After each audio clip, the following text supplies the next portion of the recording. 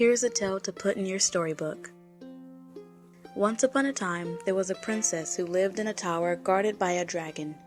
She was fair and kind, the prettiest in the land, and awaited for her prince to save her. At least, that's what the king told his son. There's a girl. She's fair and kind. She lives in a tower at the base of Mont Fortress. She's supposed to be the most beautiful girl around, and I'm sure the tower is filled with riches because it's guarded by a dragon.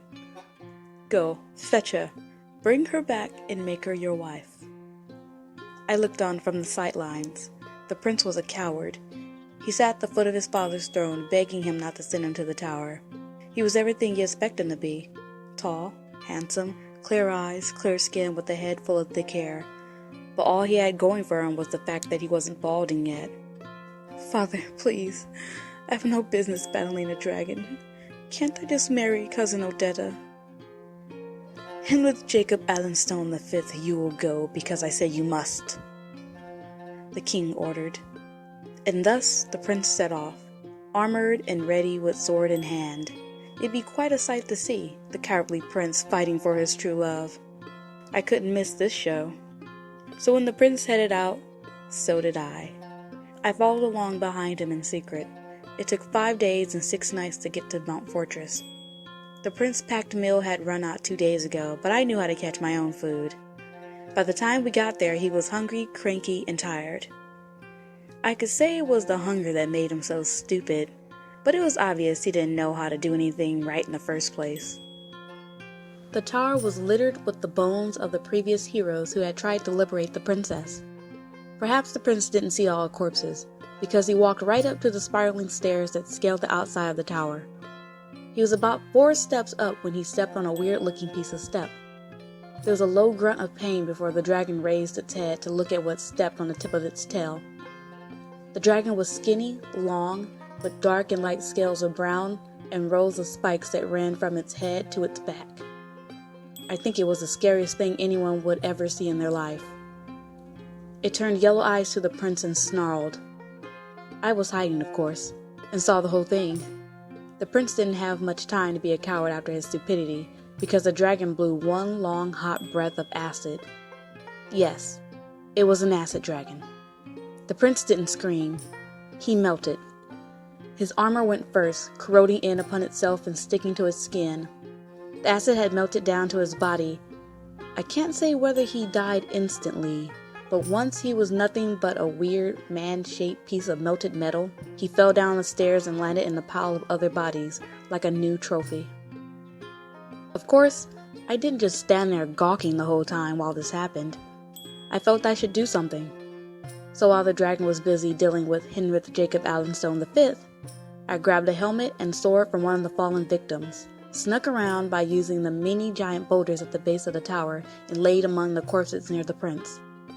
It's a pretty old trick, but I played dead. And when the dragon crossed over me, I stuck the sword up and ran it along its belly. It stank. Dragon guts, I mean. I ripped its belly open and rolled from under it as it crashed to the ground. I dropped the sword. The dragon had been defeated. From its intestines, I saw some glittering object. I dug in the stinking pile of insides and came back with a gold key in my hand. I might as well use it. Up the stairs I went, straight to the top, and just as I thought, the gold key was a perfect fit. I opened the door and stepped inside. The princess looked utterly shocked to see another person. The stories about her were true. She was leggy, with sun-kissed skin, big emerald eyes, and long hair the color of late autumn leaves. It pooled on the floor around her. "Are you my savior?" she asked in a sweet voice. I pulled my helmet off, and when I said she was shocked before, apparently I was wrong, because her jaw dropped when she saw the maple brown curls that framed my face. With long lashes, honey-colored eyes, and rosy, full lips, I guess I gave her a bit of competition for best-looking woman in all the land. "Yes, I'm Margaret. A prince came for you, but he wasn't quite up to the task." The princess stood and gave a cute little curtsy. "I'm Lilitha of Haugen, princess of this tower. Thank you for your courage, my lady. To any brave enough to slay my dragon, Anything within the tower is theirs for the taking. That's very generous of you. That rule applies to me as well. Princess Lilitha sat down on her bed and lifted the skirt of her dress enough to slip out a long, smooth leg and curve it in front of her body. I raised an eyebrow, and she gave me a small smile. You may come claim your prize. I shut the door behind me. So let me start again.